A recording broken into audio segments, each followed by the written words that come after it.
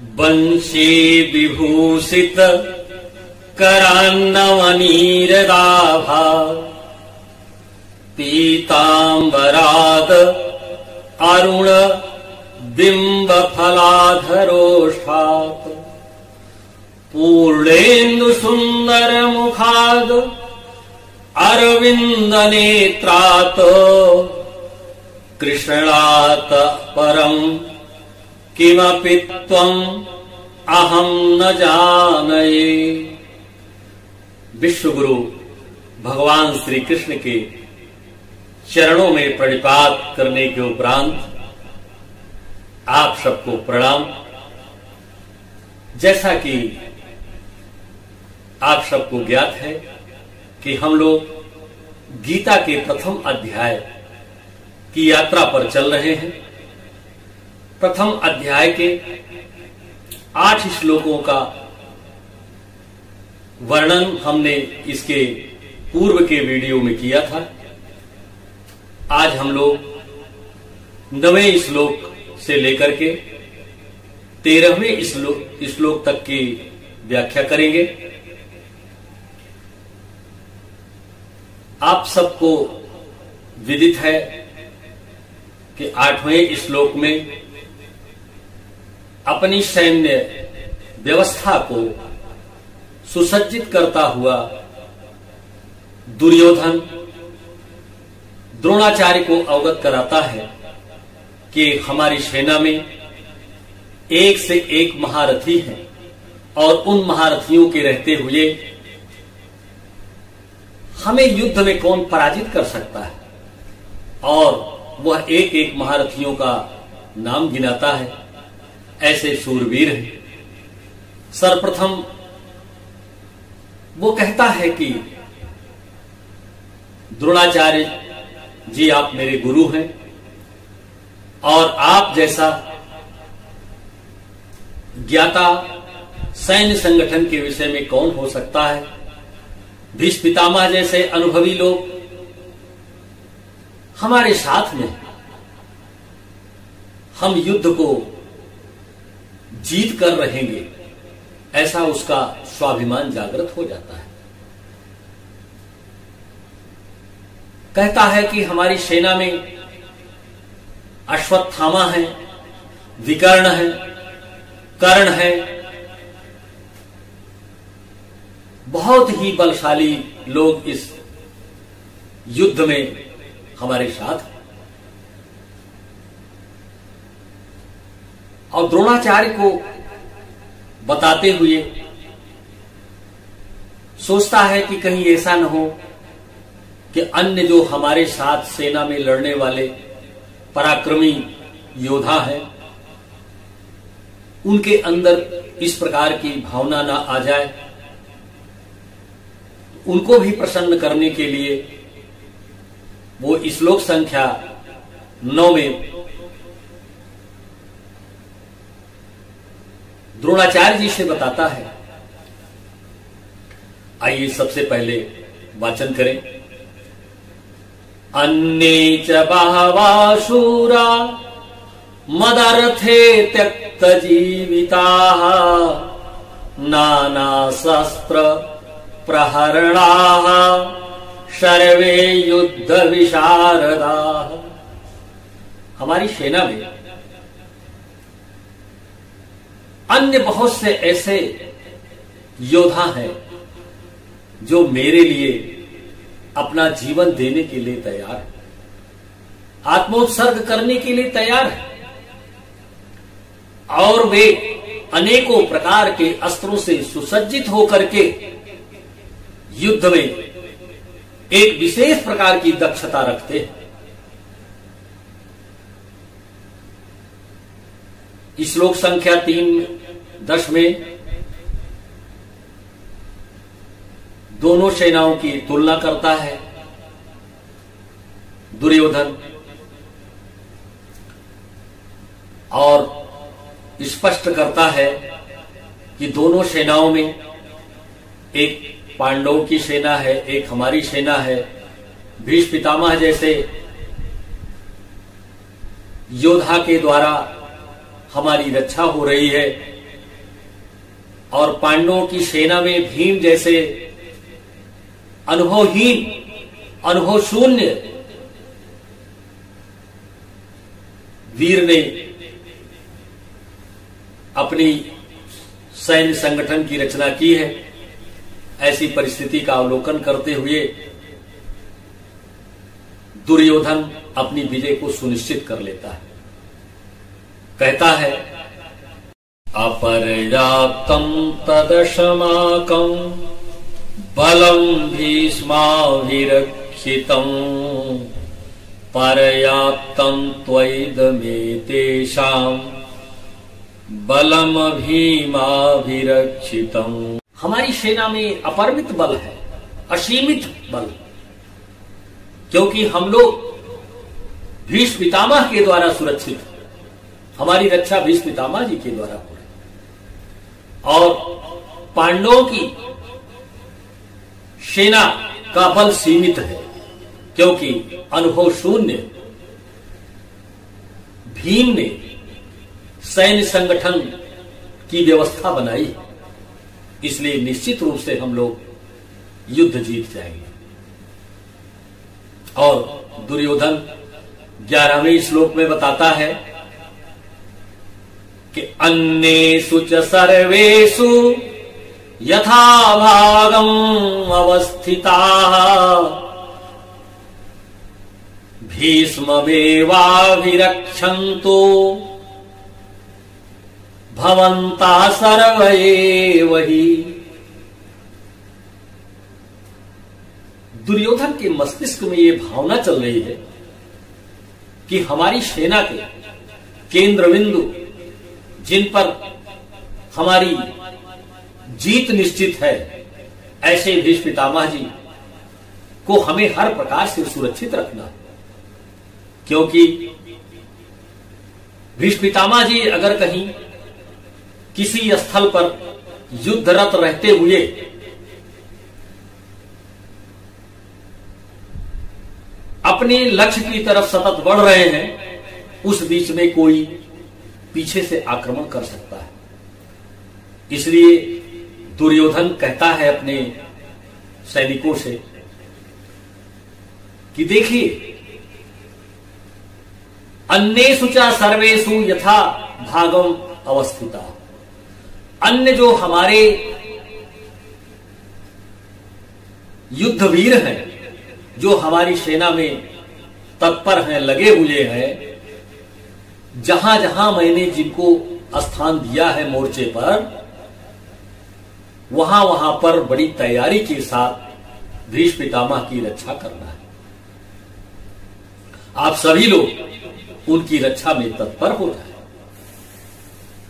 श्लोक संख्या 12 में भीष्म पितामह जी पौत्र दुर्योधन के मनोबल को बढ़ाने के लिए उस पर मनोवैज्ञानिक प्रभाव डालते हैं, जबकि वो जान रहे हैं कि विजय पांडवों की सुनिश्चित है। कौरव विजयी नहीं हो सकते हैं, क्योंकि जहां भगवान श्री कृष्ण स्वयं साक्षात उपस्थित हो, वहां पर तो विजय निश्चित है। भीष्म पितामह जी करते क्या है, उसके मनोबल को बढ़ाने के लिए तस्य संजनयन हर्षं कुरु वृद्धः पितामह सिंहनादं विनोद्योच्चैः शंखं ददमौ प्रतापवान। सिंहनाद करने वाले ऐसे शंख को प्रतापी हमारे भीष्म पितामह जी ने अपनी शंख ध्वनि की, और उनकी शंख ध्वनि के होने के उपरांत ही अनेकों प्रकार के वाद्य यंत्र बजने लगे, जो युद्ध के लिए बहुत ही महत्वपूर्ण समझे जाते हैं। 13वें श्लोक में उन वाद्य यंत्रों का वर्णन बहुत अच्छे ढंग से किया गया है। तथा शंखश्च, तथा का अर्थ है इसके बाद। किसके बाद? शंख के बजने के बाद क्या हुआ?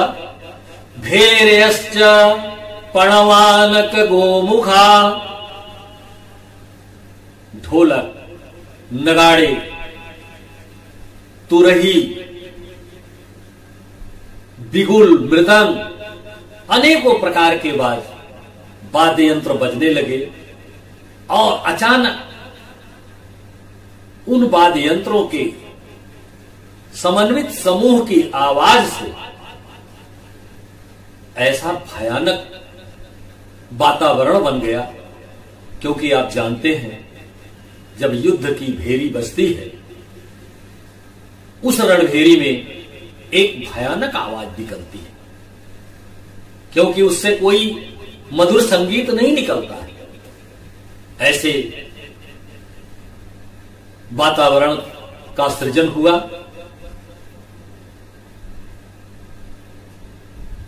मित्रों, आज हमें इन श्लोकों के माध्यम से कौन सी प्रेरणा मिलती है, हमें विचार करना चाहिए। हमें किस प्रकार के जीवन में मित्र का चुनाव करना चाहिए, किस प्रकार के गुरु का चुनाव करना चाहिए, क्योंकि जीवन में हमेशा संघर्ष के बादल छाए रहते हैं। हमेशा जीवन यात्रा एक युद्ध की तरह है और उस जीवन यात्रा में हम विजयी कैसे हो सकते हैं, इसमें हमारे सहयोगी के रूप में हमारा सच्चा मित्र और हमारे सहयोगी के रूप में हमारे गुरु हो सकते हैं। पांडवों की सेना में दोनों उपलब्ध हैं। भगवान श्री कृष्ण स्वयं विश्व गुरु के रूप में वहां उपस्थित हैं तथा मित्र के रूप में पांडवों के साथ में, उनके साथ में साथ देने वाले सेना में तन मन धन से लगे रहने वाले युद्धवीर हैं। क्योंकि मित्र का चयन करने में हमें यह ध्यान रखना चाहिए। संस्कृत का एक छोटा सा श्लोक है, परोक्षे कार्य हंतारम प्रत्यक्षे प्रियवादनम वर्जये तादृशम मित्रम दिशकुंभपयो मुखम। जो मुंह पर आपसे मीठी मीठी बातें करते हो लेकिन हृदय में उनके विचार कार्य बिगाड़ने वाले हो, ऐसे मित्र को उसी प्रकार से त्याग देना चाहिए जिस प्रकार से किसी घड़े में विष भरा हो और उसके मुख पर दूध का लेप लगा हो। मित्रों, मित्र आपका वही है जो आपके दुख सुख में हमेशा एक साथ रहता है। क्योंकि गोस्वामी जी तो लिखते हैं कि जे न मित्र दुख हो ही दुखारी तिनहि बिलोकत पातक भारी। और गुरु क्या है? गुरु तो ब्रह्मा भी है, विष्णु भी है, महेश भी है। और जब पद तीनों के लिए छोटा पड़ गया, गुरु के लिए तीनों से ऊंचा पद हो गया, तो गुरु के लिए एक नए पद को सृजित किया गया और उसको कहा गया कि वो अपर ब्रह्म है। तो ऐसा अपर ब्रह्म आपके जीवन में मिल जाए और अच्छे मित्र मिल जाए तो निश्चित रूप से आपकी हर जो कठिन से कठिन परिस्थितियां हैं वो सरल से सरल के रूप में परिवर्तित होकर के आपके जीवन का मार्ग प्रशस्त करती है। और यदि हम यह विचार नहीं कर सकते हैं कि हम साथ किसका दे रहे हैं, कहीं अन्याय करने वाले का तो नहीं दे रहे हैं, अगर अन्याय करने वाले का साथ देंगे तो जैसे जयद्रथ के साथ हुआ, कृतवर्मा के साथ हुआ, शल्य के साथ हुआ, कि उन लोगों ने अपने जीवन को गलत दिशा में मोड़ करके दुर्योधन का साथ दे करके अपने जीवन को नष्ट किया। क्योंकि प्रसंग आया है, इस अनहोनी का नहीं रहा प्रथम कुछ भास, दुष्ट जयद्रथ चल बसा करके सत्यानाश। तो मित्रों, हमें जयद्रथ नहीं बनना है, हमें कृतवर्मा नहीं बनना है, हमें शल्य नहीं बनना है। हमें हमेशा अच्छे विचारों को जागृत करते हुए मानव तन के द्वारा अच्छे अच्छे विचारों को, अच्छाइयों को, सद्गुणों की तरफ बढ़ करके अपने परिवार का कल्याण करते हुए सर्वे भवन्तु सुखिनः सर्वे सन्तु निरामया, इस भावना से समाज में सदैव लगे रहना चाहिए। और हमें समाज क्या देता है, हम समाज को क्या देते हैं, इसी की गणना होती है। अपना पेट तो पशु पक्षी भी भर लेते हैं। इसलिए हम बुद्धिजीवी प्राणी हैं। बौद्धिक विशेषता मनुष्य का एक अनिवार्य और आवश्यक गुण है। इसी गुण के कारण हम अन्य जानवरों से भिन्न हैं। क्योंकि आहार निद्रा भय मैथुनम चा सामान्य ये पशुभी नराणाम।